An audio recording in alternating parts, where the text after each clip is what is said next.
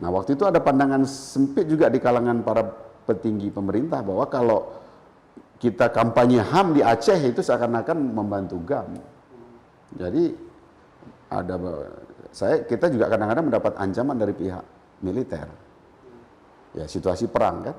Nah, sementara di sisi lain di lapangan saya menemukan bagaimana nama saya kan Wiratmadinata. Kalau saya ke lapangan orang Aceh bilang saya Cua TNI.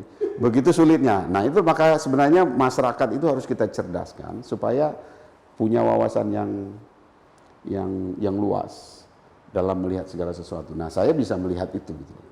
Karena banyak juga teman-teman saya ketika dia menjadi aktivis HAM, tetapi kemudian taking side. Jadi karena faktor emosi atau faktor apa gitu, seakan-akan menjadi aktivis HAM itu melawan negara, melawan pemerintah.